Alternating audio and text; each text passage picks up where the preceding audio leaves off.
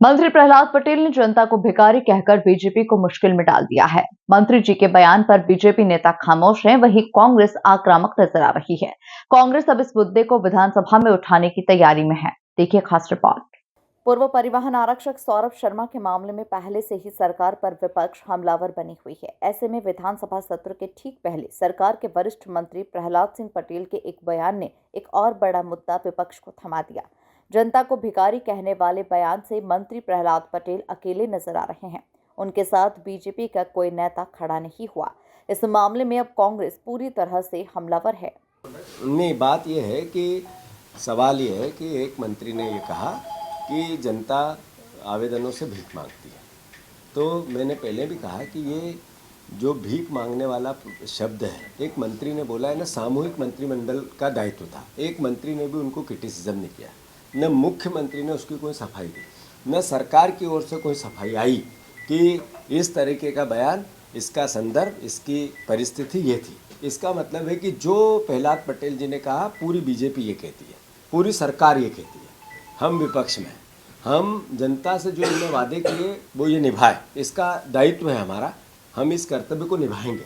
तो चूंकि उन्होंने कहा कि भीख जनता मांगती, आवेदन करता, तो फिर सीएल हेल्पलाइन क्यों है? क्यों ये जगह जगह लोक अदालतें और अपने जो जन सुनवाई लगती है, ये आवेदन ही तो है। तो इनको सबको आप भिखारी कहते हो, या तो वो बंद करो।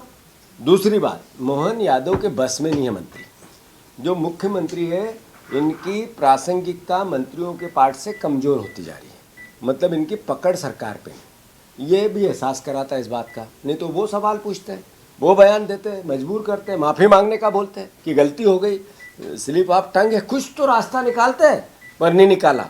दम्भ था, दम्भ से सरकार चलाते हैं, मद में मदमस्त होकर। कांग्रेस पार्टी अपना दायित्व निभा रही है। हमने प्रेस कॉन्फ्रेंस से कल जनता से बात की और इनका चेहरा बेनकाब करने की कोशिश की। आज पूरे प्रदेश में ब्लॉक वार इनके पुतले जल रहे हैं इस मंत्री के, जिनने भिखारी कहा जनता को। कल हम फिर जिला पे प्रदर्शन एक दिन करेंगे।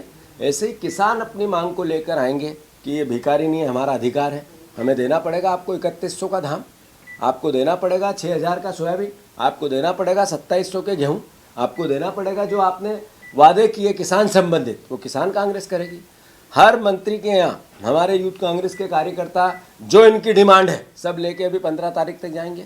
कोई भी एक भी मंत्री का घर और उसके घर जाएंगे, ऑफिस जाएंगे और कहेंगे हाँ हम भीख मांगेगी जनता के लिए, दो ये हमारा जो जनता से वादे किए, हमारा दायित्व है और हम निभाएंगे। भारतीय जनता पार्टी लोकतंत्र की मर्यादाओं को मानती ही नहीं है। भारतीय जनता पार्टी की सोच अलोकतांत्रिक है। ये कैसे?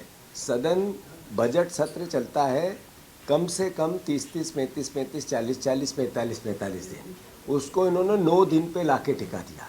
जो बजट सत्र देश में अलग अलग राज्यों की विधानसभाओं के होते हैं, उसमें मध्य प्रदेश का जो समय है वो दूसरे राज्यों से 5%, 7% भी नहीं है।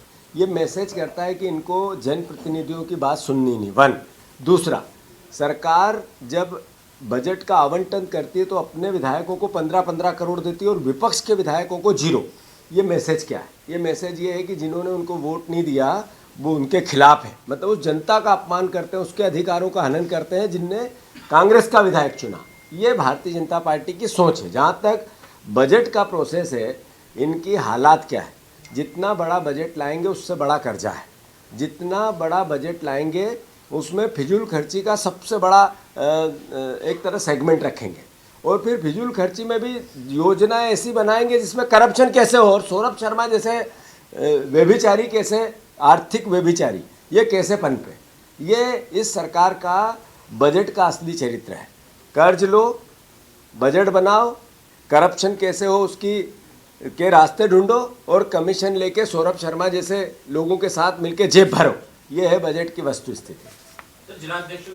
पटवारी के जुबानी हमले से भाजपा भी बैकफुट पर आने के लिए मजबूर हो गई। वहीं दूसरी तरफ कांग्रेस के गोहद विधायक केशव देसाई को जान से मारने की धमकी मिलने पर कहा कि मध्य प्रदेश में गुंडा राज चल रहा है। इस मामले को हम विधानसभा सत्र में उठाएंगे। जीतू पटवारी ने बजट सत्र की अवधि कम होने को लेकर जमकर निशाना साधा। तो ये मैसेज क्या है? ये मध्य प्रदेश का जो गुंडा राज आया है, माफिया राज आया है, उसकी एक वानगी है। एक यादव जिन्होंने उनको धमकी दी, जिसका हॉस्पिटल है, उसकी पूरी पिछली रिपोर्ट देखी जाए, उसके खिलाफ पहले भी प्रश्न लगे थे। वो व्यापम का सबसे बड़ा अभियुक्त है, जिसमें नकली मार्कशीट, नकली नोट शीट लगा के पद लेते गए। अब वो प्रश्न पूछते हैं तो विधायक को धमकाते, तो और मध्य प्रदेश के क्या हालात है? ये है भारतीय जनता पार्टी का गुंडा राज। और कांग्रेस पार्टी का विधायक, एक एक कार्यकर्ता इसके खिलाफ खड़ा भी रहेगा। और अब सारे विधायक उस यादव के खिलाफ मुखर रहेंगे विधानसभा में कि इसका जो अपराध है वो क्षमा योग्य नहीं। तो इसी के लिए पहले तो जो केशव देसाई है, एक ईमानदार और सच्चे जनप्रतिनिधि है। उन्होंने व्यवस्था अंतर्गत ही सवाल उठाया है।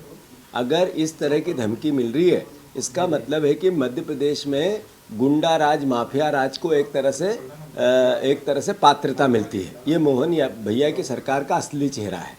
दूसरी बात, जहाँ तक केशव देसाई का प्रश्न है, हमारे विधायक हैं और उनके साथ एक एक विधायक इस गुंडा तत्व के खिलाफ जिनने धमकी दी, जो फ्रॉड तरीके से हर तरह की पद पाने की प्रोसेस में रहे हैं, और साथ ही साथ उन्होंने इतना बड़ा एम्पायर हॉस्पिटल खड़ा कर लिया, इसके खिलाफ कांग्रेस पार्टी के सारे विधायक केशव देसाई के साथ सवाल पूछेंगे मोहन यादव से। वो किसका खास है? वो भी यादव है, तो वो किसका खास है? तो मोहन भैया, ये आपके नाम पर जिस तरीके से गुंडा राज बन रहा है, ये मध्य प्रदेश के चेहरे को बिगाड़ रहा है। कृपया करके इस पे ध्यान दो। कुल मिलाकर बजट सत्र के दौरान विधानसभा में सरकार को घेरने के लिए कांग्रेस ने तैयारी पूरी कर ली है। Bureau report, MP news, Bhopal.